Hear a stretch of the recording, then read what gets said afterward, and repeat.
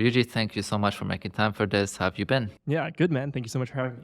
I mean, it's been a long time since we've wanted to record this, so I'm just happy we both finally had the time and space Yeah, to I'm do glad it. too. Yeah. All right, so for the listeners who haven't come across your work yet, I just wanted to ask you to begin with if you can give us like a quick background information of who you are and what you do. Sure. So I make educational resources about animal ethics. So all sorts of topics ranging from factory farming, veganism, the animal rights movements, what happens to animals, wild animal suffering. And my goal with all this is really to create resources that will help people make the world a better place for animals. To spread ideas that will help animals. All right, perfect. And I came across your work a few years ago through social media, but I was wondering, what was your story when it comes to how you went vegan? What made you actually realize and learn about veganism and Sure. eventually make the change? Yeah. So growing up, I was the furthest thing away from being a vegan. I grew up in France, and my mom's from Japan, and my dad's from Singapore. All three cultures are very animal product heavy, like almost every culture on Earth. So I grew up eating eggs for breakfast every day, cheese all the time, basically, because France has actual good cheese unlike everywhere else, and meats, like for lunch and dinner, pretty much every day. And I thought that was how I was going to eat. And I made fun of vegetarians when I was in high school. So I never thought I'd be vegan. What happened was it started with me trying to become a better person. When I was in high school, I didn't have the best times. So I was quite. I wanted more friends. I wanted to be more popular. I was thinking about all this kind of stuff, and I somehow came across the world of personal development. And stumbling into this, I started reading books, and I started having this curiosity about the world, and I wanted to just become a better person. And one day, I told myself, well, I should probably learn about topics that I don't know a lot about. And so history was the topic that came to mind. I was never a good history student.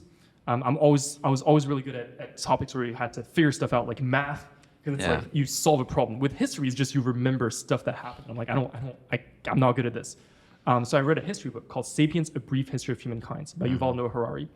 And in that book, there's a section about modern animal agriculture. And he talks about, among other things, first he talks about the sentience of animals. So he covers how animals, regardless of their species, they feel and they think and they suffer, and they're an individual. And he painted these parallels between how monkeys who are separated from their mothers experience a lot of trauma, and they have all sorts of problems, and they grow up to be troubled adults. But the same thing happens for other animals, like cows, for example. Then he pointed out that, well, it turns out that the dairy industry, for example, is based on breaking this bond between mother and child, which is universal to mammals. And this is stuff I'd never thought about. And he'd also talked about standard practices in like the egg industry, and how male chicks get ground up alive on their first day of life. And it was my first time learning all this. And it was shocking because I had eaten these products my entire life. And I realized, not only had I no idea that these things were happening, but I never even really thought about it. And that was just absolutely shocking. And as soon as I found out about that, I started thinking to myself, well, I better actually do something about this. Because it became clear to me that becoming a better person, in personal development, there's this phrase, become the best version of yourself. And I think that that's not just getting what you want. Of course, get what you want, like get the peace of mind that you want, or the external things that you want, or whatever. Like you can work towards that.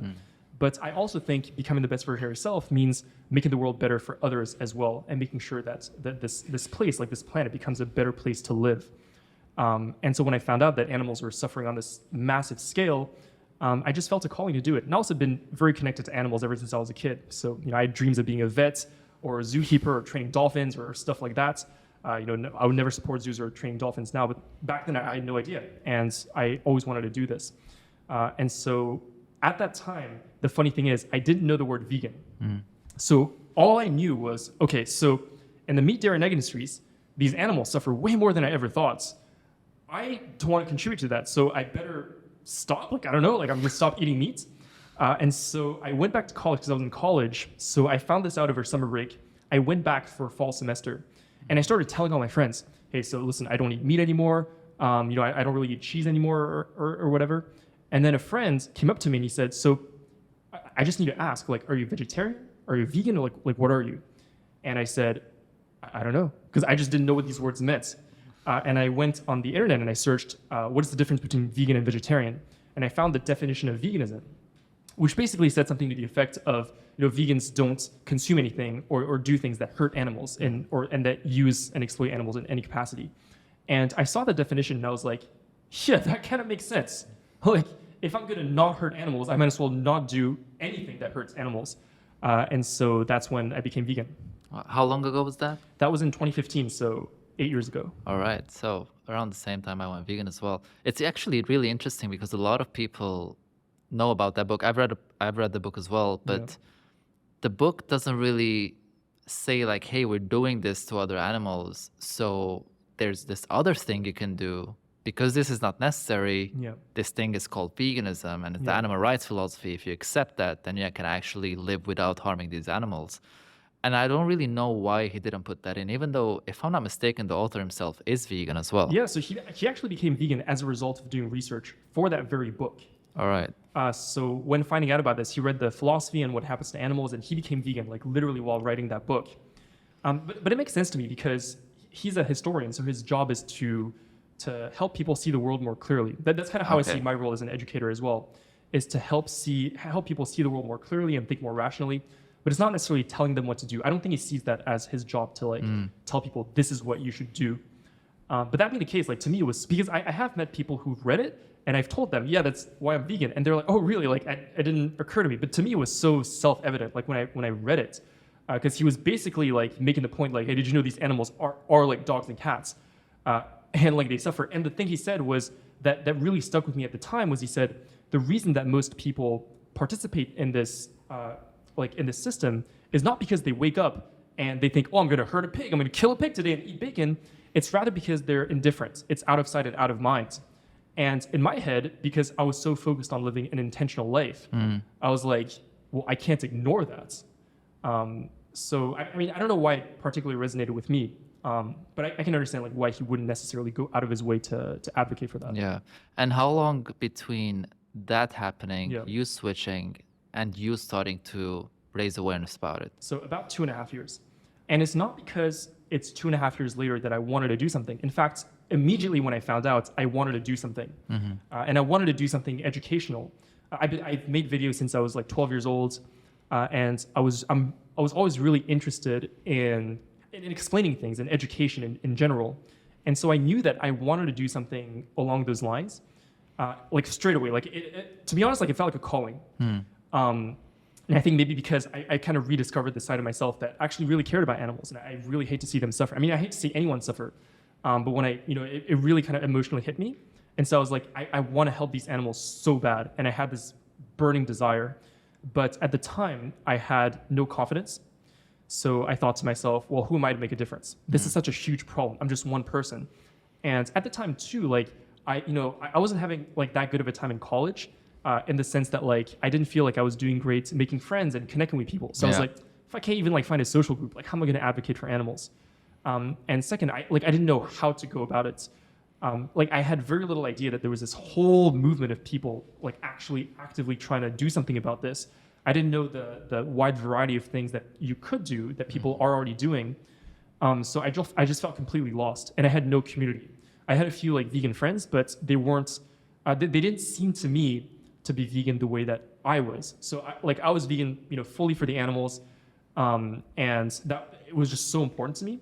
Whilst for other people, I noticed that when they would describe why they're vegan, they would be like, oh, I did it kind of like for my health, for environment, like which is like totally fair. But I didn't relate to their experience in the sense that I didn't feel like we had this bond over, like we like really want to help animals so bad. So I had no community, no confidence. I didn't know what to do. And so it was only 2.5 years later that I finally kind of developed the confidence, and started going to like just events. I went to like vigils where we stand outside the slaughterhouses and bear witness to animals. I started doing some street outreach, and little by little I met people and tried different things. I started going to conferences, and that's how I got started. But yeah, I really wish I'd started sooner. Yeah, I mean, I think we all do to a certain extent.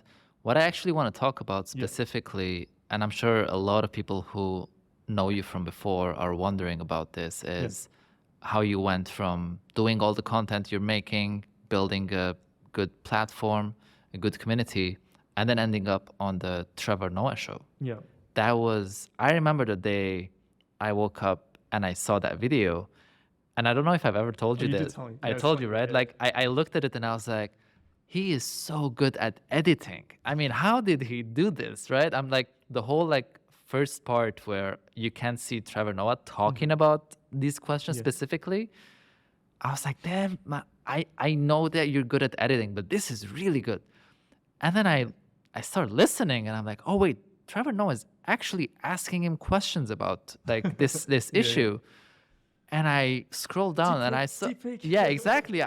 I saw that it was actually on his YouTube page. So I was like, oh wow, this is real. This actually happened. So please tell us the story of how you ended up there. Sure. So, I mean, it was out of the blue. I got an email from his team that basically said, "Hey, Trevor saw your thing on Fish. Would love to have you on the show." It was like this 2-line email.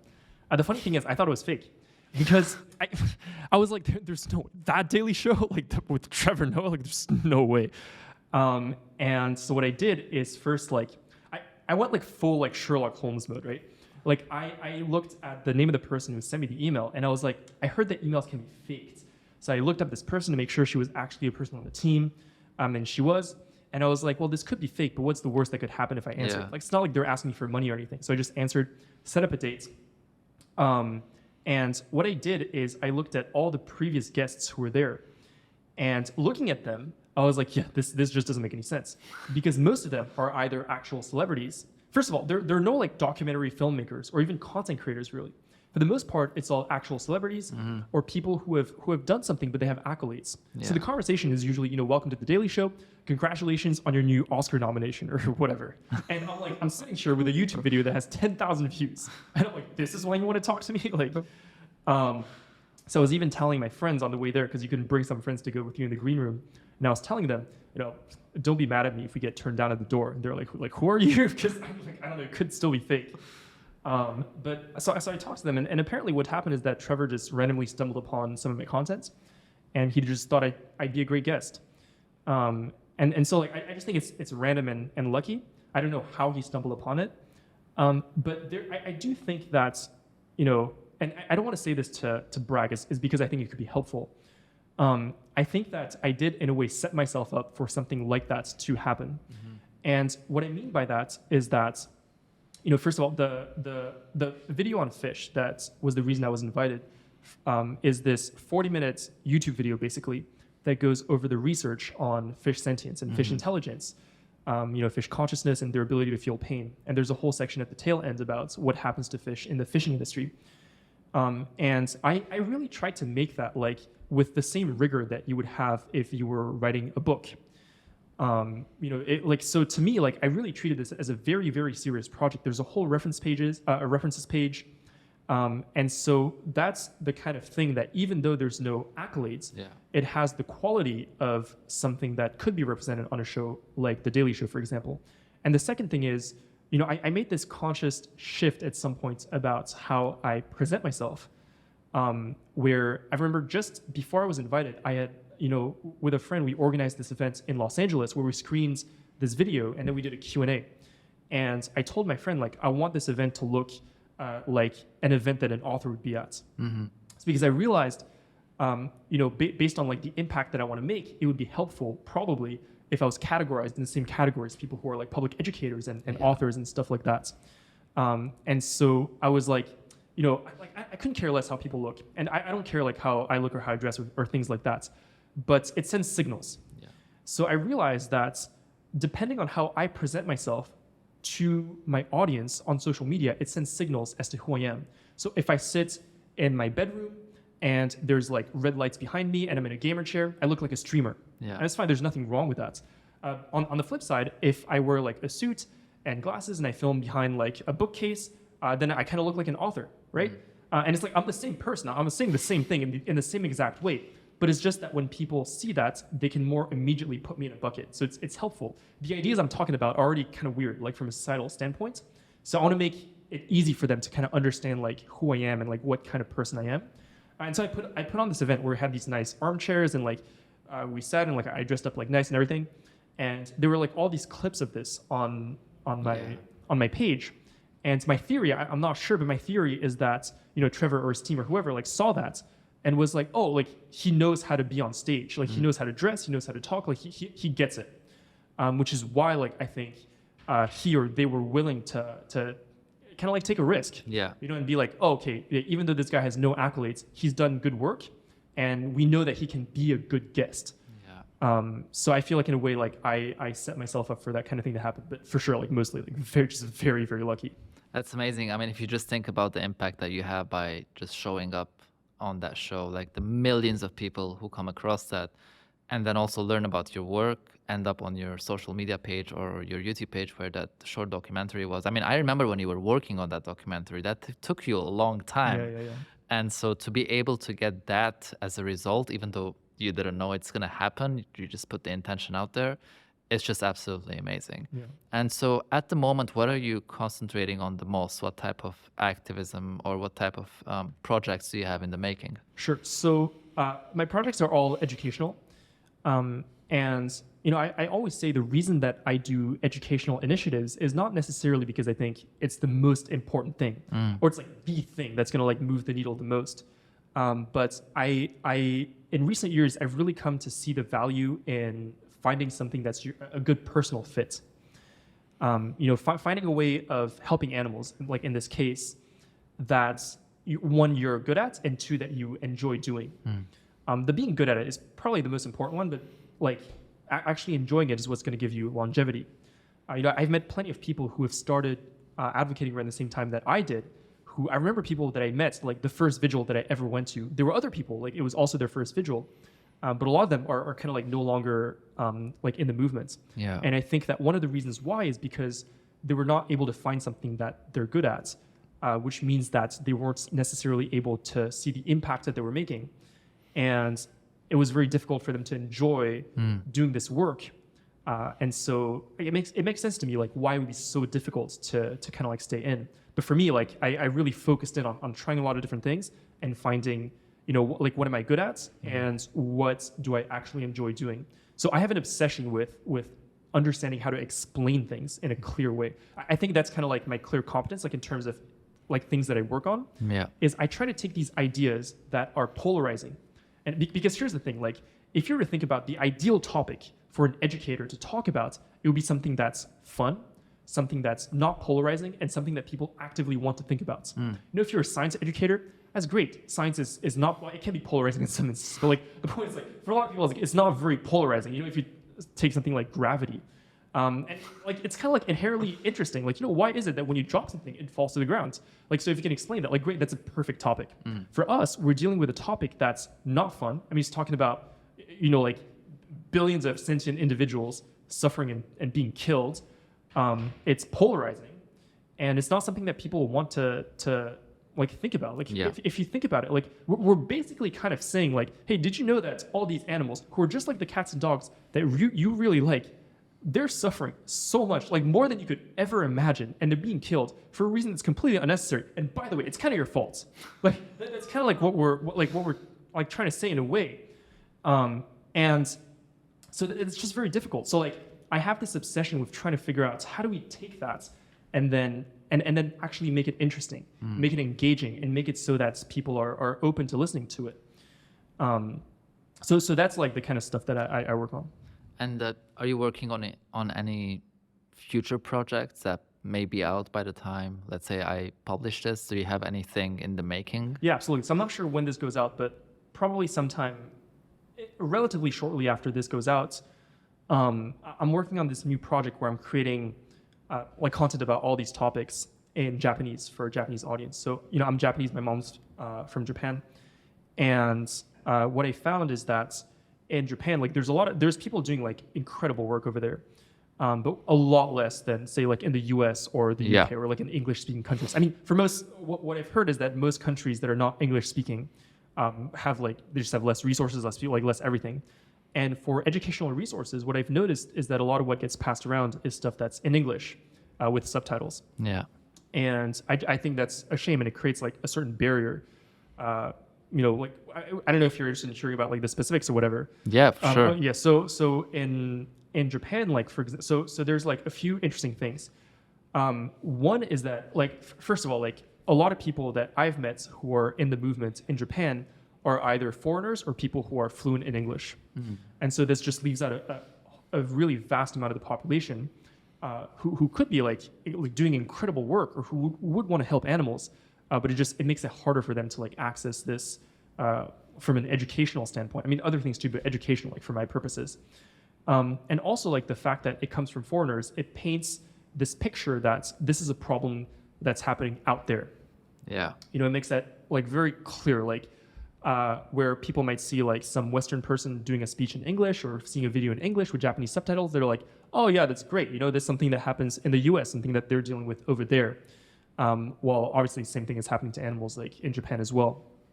So for those reasons, like, so me and a friend, like we're focused on creating these, a whole educational platform that explains like, you know, first we're going to start with all the most important things that at least we think people should know about this issue, the philosophy behind it, what's happening to animals. And yeah, so that's hopefully going to come out soon. I mean, that's really interesting because I personally see the same problem in the Middle East. Yeah. There's a lot of activists in the Middle East that are very active, doing a lot of important work, but there's not a lot of content that we can find in Arabic. Right. So that's one of the things we're trying to fix with Middle East vegan society is like create content in Arabic as well, and also help regional and local activists to also be out there doing their work and supporting them in doing that and giving them a platform as well. So I wanted to talk about, you know, you mentioned polarized topics. There are definitely some topics within the movement that are considered polarized. And one of them is wild animal suffering, which I think we may have different opinions on. So maybe you can talk a bit about that and then we'll discover and see how it goes. Yes. So wild animal suffering is this, I don't know if I'll call it emergent, but it's like, is this topic within animal ethics that's about our duties and responsibilities towards wild animals, basically. Should we help animals? In what situation should we help wild animals? What's actually happening to wild animals? And so I think that it's similar to what happens to farm animals in a way. And the reason I say this is because for farm animals, a lot of people, for example, underestimate how much they suffer. If you talk to someone in the streets, you ask them how much, you know, how bad's a factory farm? They're like, oh, it's bad. But I don't think they actually know how bad it is. And for wild animals, it's the same thing. So with factory farming or animal agriculture, we have these marketing campaigns. You know, you go to the supermarket and you look at a carton of eggs and you see these hens on a green pasture with a blue sky and this red barn. It's very picturesque. And that's the image of a farm that we grew up with. Similarly, with nature, we grew up with nature documentaries. And the way that nature documentaries portray nature is as this very beautiful, perfect thing. Everything is balanced, it's pretty, it's beautiful. And from an aesthetic standpoint, I agree. Like, I like going on hikes, I like looking at nature. It's visually beautiful. However, something being beautiful is very different from it being a good place to live for those who are living in it. So a lot of times for animals who are in nature, they suffer just like animals in a factory farm, and they suffer from all sorts of different reasons. So they might suffer from things like bad weather. They might suffer from starvation. You know, maybe like they get old, they can't fend for themselves, and then they're just starving to death for days and days and days. They suffer from things like disease. You know, they get sick, like you and me. They might suffer from things like predation. They might get eaten alive, or a part of their body gets eaten or something like that, and that causes them like a lot of suffering. They suffer for reasons because of humans as well, because of what we do in nature. So there are all sorts of different reasons why animals in nature suffer. And this is something that I think the vast majority of people vastly underestimates. You know, if you look at it from the point of view of an animal in nature who's suffering, this is not a perfect place to be. It's a horrible place to be. So that's the first part. And the second part is, you know, like, should we help them? If we should help them, how do we help them? Like those kinds of questions. And here, the thing with farm animals is that we sometimes say something like, you know, we should help farm animals because we're causing their suffering. The reason that the reason that a chicken in a factory farm suffers is because of humans. There's no debate about that whatsoever. However, I think that's, I mean, it might add to the responsibility in some bit, in some way, but mainly what it does is that it makes the solution to the problem very simple. Yeah. Like difficult to achieve, but simple in principle. That because we're causing the suffering, we can just stop. However, if you actually consider this from the victim's perspective, from the chicken's perspective, it's irrelevant to them whether or not their suffering is being caused by you or me or some other human or some aliens for that matter, right? Like, for example, If chickens were being factory farmed, but instead of humans factory farming them, what if it was these aliens? You know, these aliens come down, they have a part of the earth, and they're factory farming chickens like the way that we factory farm them. Are we no longer liable to help them because now it's aliens who are causing their suffering and not humans? I don't think so. Because if you look at it from the point of view of someone who is suffering, it doesn't matter then why they're suffering. If I'm in the streets and I collapse, I fall and I break my leg and I can't walk anymore, it doesn't matter why this happens. I want to be helped. If you're the one suffering, you always want to be helped. And so whether you're a chicken in a factory farm, or a dog in a 2-bedroom apartment, or a deer in a forest, or a turtle, or a salmon in the ocean, if you're suffering, your suffering matters to you, and you would like to be helped. Like, it would be a nice thing to be helped. And in that regard, I see no distinction between that chicken in a factory farm, a dog at home, and some animal in the wild. And so if we think that we should help chickens in factory farms, I think it's only consistent that we, in principle, should think that we should help animals in the wild when they're suffering as well. Yeah, I mean, I think I definitely agree with all of that. Where I find it difficult to agree is the amount of effort and even funding being put into this. And the reason for that is because I feel like, yes, it is difficult sometimes to live out in nature, in the wild, and they definitely suffer in several ways. But I also feel like it's nowhere near the type of suffering that factory farmed animals go through. And then you add in the numbers, and it's ridiculous how big the numbers are. And so I always wonder if maybe the best thing to do is leave this problem to be solved once we've figured out the situation with animal farming and animal exploitation. So I have a couple things to say about that. I think the first is that one of the reasons why I think it's very important for us to start at least talking about this. So by the way, for this, for the vast majority of people who are listening to this, there's no giant call to action. It's not like, you find out about the suffering of farm animals and now humans are responsible. So yeah, let's stop. There's clear calls to actions for a lot of people listening. However, for wild animals, there are not there's basically not much to do. Yeah. The main thing that I think we should do now is acknowledge that this is a problem because it's a problem for those who are suffering. And we should help create this culture of general concern towards animals, where it doesn't matter to us where an animal is, what species they are, but we should just care about them because they're an individual. And the reason why I think this is very important now is because you think about the way that technology is advancing. One thing that could happen, I'm not saying that it would happen, one thing that could happen is, for example, with artificial intelligence becoming more and more capable, it might one day have the capacity to help wild animals. But of course farm animals as well, but also wild animals. And the question then is, will we have the will to actually do that? And right now it's clear that we don't. So we can come back to this, and I actually love to come back to this in a second, but I also want to challenge the other thing that you said about you don't feel like the suffering of wild animals is nearly as much as in factory farms. And I like to push back on that because that's not necessarily the case, I think. Because as I said, animals suffer for many, many, many different reasons. And for example, some of the reasons could be they get terribly sick. And what's to say that if you're sick out in nature, how would that situation be that much better than say in a factory farm? Where now you're out in nature, maybe what happens is that, say, imagine you're sick, you have trouble moving, but now there's a storm. So now it's raining. So now you're not just sick, you're cold. And because you're sick and cold, now some predator comes in and maybe eats a part of your body or something like that. Now you're missing a limb. And this is the kind of thing that happens in nature. From the point of view of those living in it, it's really not pretty. And one of the reasons that animals suffer in nature is not just these things that we picture, because here's the thing, is that when we picture animals in nature, if you ask anyone, picture wild animals, you picture the bigger, more charismatic animals. So you picture animals like elephants and giraffes and dolphins and koalas and bears. However, those are, in terms of number of individuals, they're the minority of animals who are in nature. Yeah. Most animals they have two characteristics that we don't often think about. They're very small and they're very young. And the reason why is because animals in nature, broadly speaking, there's they have two different reproductive strategies with a whole spectrum in between. So you have animals who reproduce like us, like humans. So what we do is we have a very low number of offspring and we care for them a lot. So animals like elephants, for example, do the same thing. They don't have a lot of babies, but they take good care of them. Yeah. However, a lot of animals have the complete opposite strategy, where what they do is they have lots and lots of babies, thousands of babies sometimes. Like so some fish will have thousands of babies, and then one of them or two of them will survive until adulthood.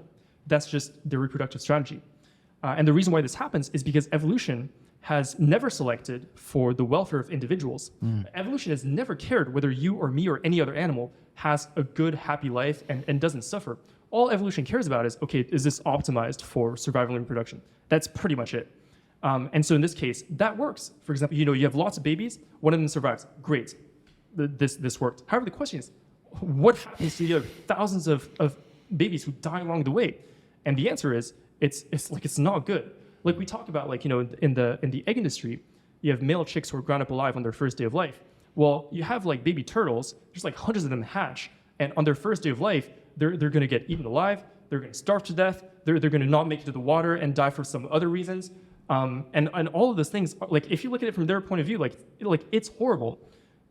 So like this is the kind of thing that I mean when I think that we vastly underestimate just like how and why animals might suffer in nature, and the number of animals who suffer, because like I said, we often think about the big adult animals, where there's lots of small baby animals of species that we might not necessarily care about, like fish or like frogs or like various insects, and they make up such a huge number of individuals, and we don't think about them, but they're individuals too. And if that's why we care about animals, because they're individuals, then we should care about them as well. Yeah, I actually just remembered I saw a video a couple of days ago. I don't know what the species is called. It was a massive bird on top of the nest, and there were 4 or 5 babies, and one of them was just being not considerate towards the others. Yeah. And this bird just picked up, turned around, and dropped the baby from the nest, because that baby is an obstacle for the survival of the others. Yeah. And I was like, yeah, that's really intense. Yeah. There's no discrimination. You just throw them out. I think there's this real tension between like how because nature documentaries will look at this kind of thing and frame it as, oh, it's perfect, it's beautiful. But like from the point of view of that bird who's being dropped, it's not. It's horrible. Yeah. And so I think there's this tension between like the beauty with which we've learned to see nature and how brutal it actually is, oftentimes for the animals who live in it.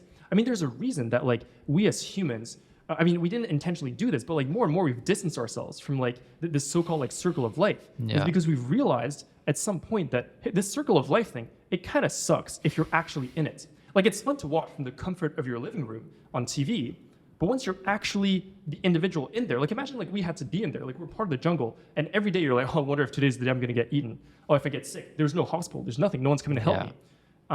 It's horrible. And so I think it's just important that we recognize that. Yeah.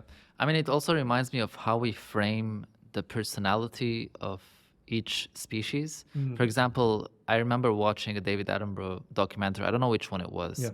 And there was a part where it was footage of sharks eating other fishes. Yeah. And the music was like intense with drums and like really bad.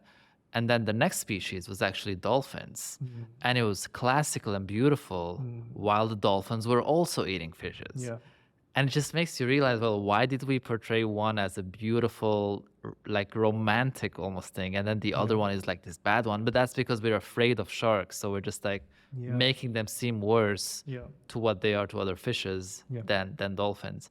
I guess if the idea is to make people realize we should care, I personally I'm not against that. I definitely I feel weird about putting too much funding and effort in this when there are much more pressing issues. And I also believe that as long as humans don't even respect the basic moral rights of the animals that we farm and exploit, the chances of them really taking this issue seriously is much lower. I feel like it would probably be more effective. I'm not saying we should stop altogether. Like, let's continue this on a minimal level. And once we get basic moral rights for other animals, we can go like, hey, as an extension of this, what do you think about that?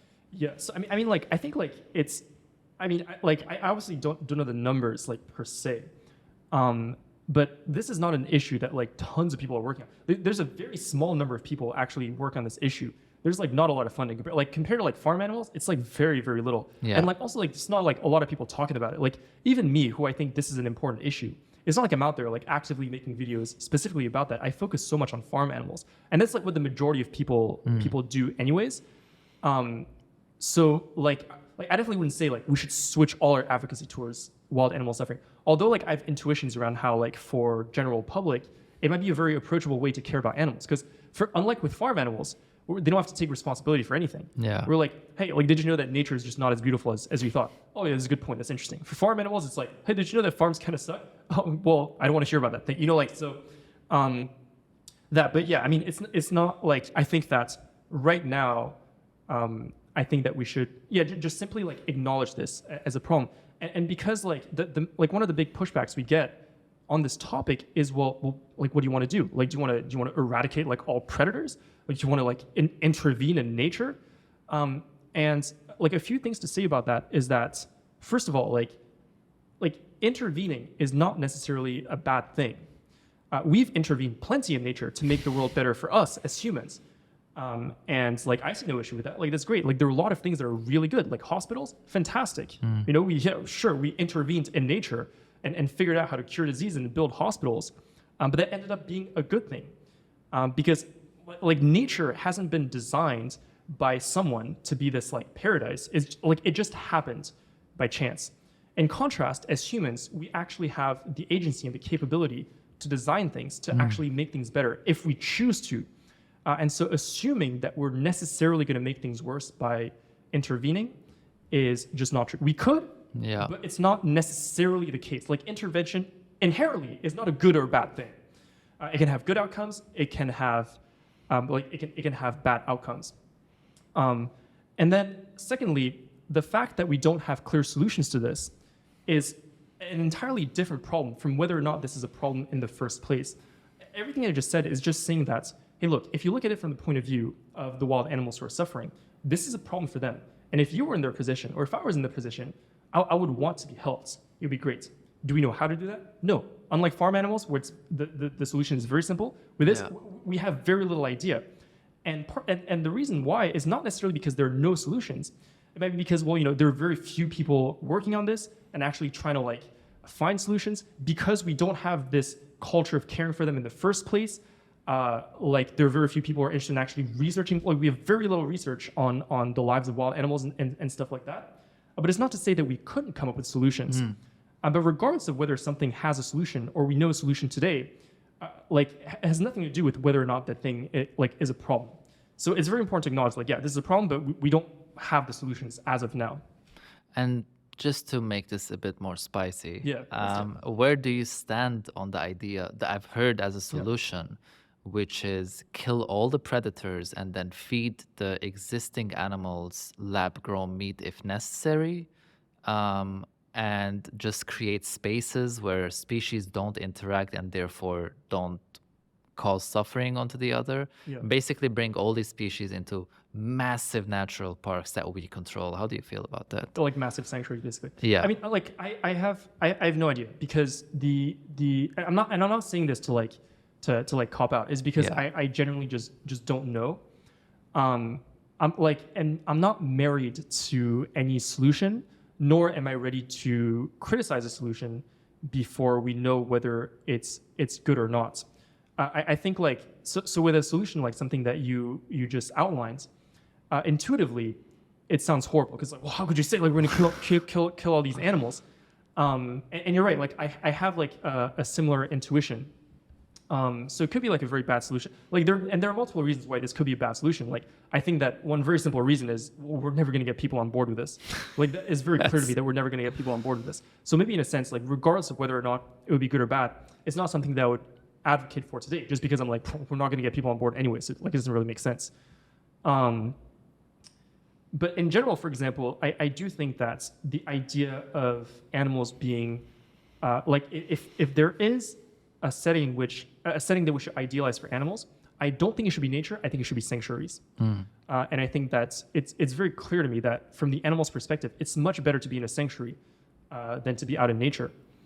Or like for like very many animals, there could be like exceptions in terms of species or individuals.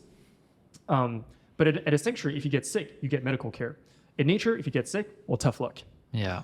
In a sanctuary, you don't have to be worried about someone like eating you alive. In nature, you have to be worried about that. In a sanctuary, if there's like bad weather, there's like a barn for you. In nature, like tough luck. So in that sense, I think that's because I feel like when I first became vegan, like that's what I did. Like I idealized nature as like, oh, nature is like the perfect place to be, and like this is just like a fallacy. Like why should it be why should it be a perfect place? Like who designed it to be a perfect place? No one. It just happened. So to assume that it's the perfect place is just irrational. And if you look at it from the animal's perspective, again, like I think that sanctuaries in many cases is a lot better. Yeah.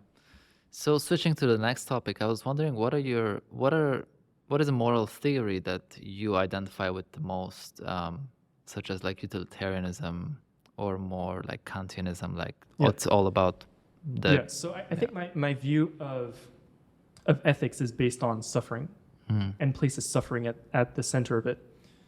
It's not to say that I necessarily think that is the best way to advocate. So those are two separate things. So I think in terms of helping animals, animal rights is probably a lot more effective. Painting animal rights as this extension of human rights. However, in my personal worldview, the way that it just goes in my head, it all starts with suffering. And the reason why is because I am, one thing I place a lot of value on is seeing the world as clearly as possible.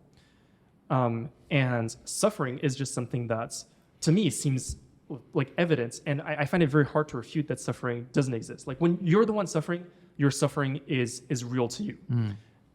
And in terms of helping animals, my outcome, like what I think about is, well, I want the world to be better for animals. Like I want to look at it from the animal's perspective and be like, what do they need? And try to get as close as possible to that. And in my head, it seems like the most important thing from the point of view of the animals is that they're not suffering.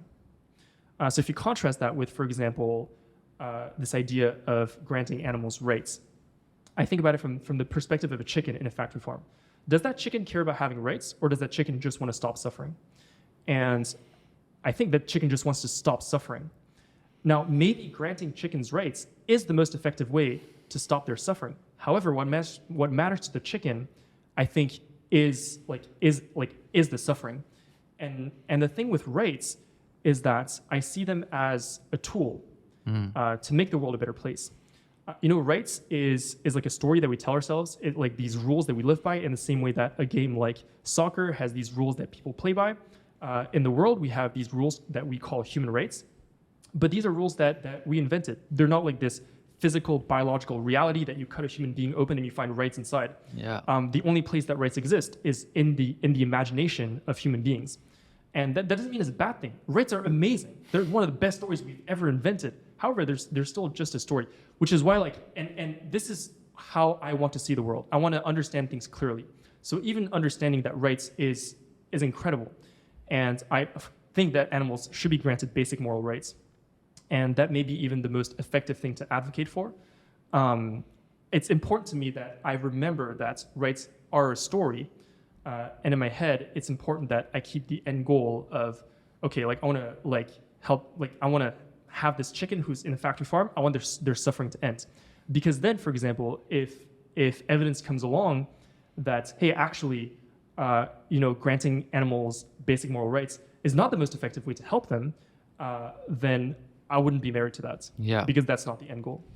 That's interesting. And how do you feel about the idea of, some people can say within utilitarianism, for the greater good, sometimes we may violate someone's right. Do you think there's ever any space for that? Or would you prescribe to the idea of that we should consider what would be the best outcome, and in that case, maybe harm someone by violating their right, or you think it's always wrong? I mean, that's like it's a really tough question. I'm not sure. Like I really go back and forth on that. Yeah. Because intuitively I think to myself, no. But rationally I also think to myself, well, like maybe there are situations in which like in which we should do that. Like for example, like, you know, if we have to like violate one person's rights, but the alternative is like you have like 10 million people like suffer like tremendously. Like it would be very difficult for me to be like, no, but we shouldn't violate the person's right and let those 10 million people suffer. And the thing is, like, I would be prepared in that situation. If I was that person, I would be prepared to like have my rights violated. Yeah. I mean, I just kind of have to like, but it would make sense to me, like, you know. And I think that if I was part of the 10 million people, I would also be like, yeah, please, like, there's 10 million of us, like, so. Yeah, I guess the most relevant thing is I wonder if there's like, do you have examples of like real situations that, because I feel like there's kind of like on one hand, there's the thing that I find interesting about philosophy is that there's this like theoretical side of philosophy. We talk about these like hypothetical questions that like the one we just discussed, but then there's like the real world application. I'm in generally more interested in the real world application because I'm like, well, that's kind of what matters. Yeah. So I wonder like, yeah, I don't know. Do you have like examples of things that are relevant? That's it. Yeah, I think I can come up with one. Let's say we manage to somehow get it into the government and have it accepted that all animals, especially farmed animals, deserve basic moral rights, negative rights, specifically the right not to be harmed. Yep. And we are in a situation where there is, let's say, 10 billion animals right now in factory farms, right? We don't have the capacity to create sanctuaries for 10 billion animals. The government says, okay, we will grant animals basic moral rights and animal agriculture will be abolished, but we will first deal with the 10 billion by killing them and providing the last products made with their bodies. Would you be okay with that, or go like, no, but if we accept that they have basic moral rights, then we wouldn't do it? The alternative is if you say no, then more animals, let's claim for the sake of the story that they will not go ahead and they will continue animal exploitation and animal agriculture. So you'll end up violating more rights. This is just a story I can come up with right now. I would personally in that case say, well, if that is the only thing and the alternative is we continue with animal agriculture, I wouldn't be happy about it. But it is the situation, and there's no other solution. I wouldn't be happy about it either, but it would be the situation in that case. Yeah. I guess with like violating rights specifically, I think the nuance that applies to animals, I think, and I'd be interested to hear your thoughts, is that with humans, when you have a human's rights being violated, there's a very clear sense of your rights being violated. Like you as the person whose rights are being violated, you can feel the sense of injustice, because rights exist in the imagination of human beings. However, that's exactly the point. The rights exist in the imagination of human beings. And so in the case of a chicken, whether or not their rights are being violated, I don't know if that's like a concern to them. Like I wouldn't imagine, like I think like it could be in some theoretical, like it could very well be. But in that moment, for like if a chicken is in a factory farm, like that's not what's kind of like on their mind and like on their heart. It's just like, I'm suffering, like please, like I just need this suffering to end. So in that sense, like, you know, because to me, like it would be the same thing, like in the sense that like, even if my worldview is, my ethical worldview is like suffering based, I would have the same exact problem, like whether or not it's suffering or rights, because we have these 10 billion animals who still need to be killed. Like you might not be happy about it because it's violating their rights. I might not be happy about it because like it's causing them suffering. But we're unhappy about the same thing. One thought that I find very interesting about this conversation about suffering versus rights is the idea that it seems to me like the important question to ask is not like, should we care about suffering or rights, but rather, whose rights should we care about and whose suffering should we care about? Because that's where we're at odds with the rest of the world. You know, we can have these small disagreements, but practically speaking, between, you know, our small number of people who care about animals and the rest of the world, where we're at odds is, you know, whether you care about rights is like, okay, whose rights matter? And people will be like, human rights matter. And then whose suffering matters? The suffering of human matters. And what seems to me to matter the most is to include animals in our circle of moral consideration, no matter what our specific moral framework is. Yeah. I think one thing I would ask there is, for example, you're right that a chicken is not thinking, right now my rights are being violated. Yeah. What the chicken is thinking is just the feeling that they're going through, which is Yeah. suffering. So yeah, technically it's not the fact that the individual is having the thought, but then we can make the argument for marginal cases and say, well, someone who has like any mental disability and also is not able to have these thoughts process, then they are probably not going to think either, right now my rights are being violated, they're just going to suffer. And what matters is that they don't suffer. And for them not to suffer, they have to have their basic moral rights respected, right? And I think one thing that I found interesting in this whole idea of like, would we ever accept violating someone's rights for the greater good? Yeah.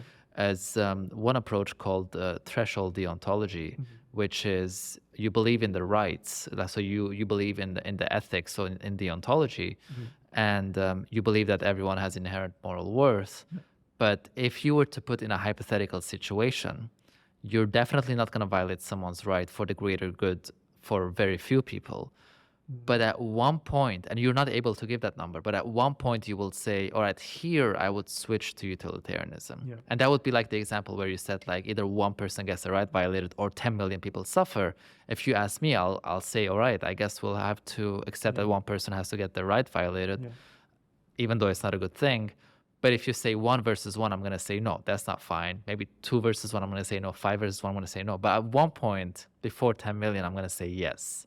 Right? So threshold deontology offers that, where it's like we can't put a number on it, but there's definitely a switch being made in between. And I don't know. For me, that's been a really interesting thing as well. I haven't read too much about it, but I do think it's an interesting approach to it. I wanted to ask, what are your core principles that are pushing you to fight for change in this world? I think my core principles are, like, I want to make things better. I want to make the world a better place. And to me, what that means specifically is reducing the amount of suffering in the world, both in terms of individuals who are suffering and the intensity to which they suffer. And that's really what drives everything. Like if I think about, because again, I just think about it from the point of view of those who are suffering. Yeah. And I'm like, what matters for them? I know that when I'm suffering, I want my suffering to end. I want it to be reduced. I don't want to experience that. And so presumably that's the end goal that I have and what drives me. Amazing. Well, Ryuji, thank you so much for making time for this. Yeah, it was a thanks. This was pleasure. great. Yeah. Can you share where people can find you and your work? Yeah, absolutely. So if you search Ryuji Chua on, which is my name, which you'll probably see on the title of this thing, you can find me on Instagram, YouTube. Those are my 2 main platforms. I have very few YouTube videos, but I put a lot of effort into them. So I think that's what I would recommend checking out the most. And yeah. That's it. Perfect. Thank you so much. Yeah, thank you.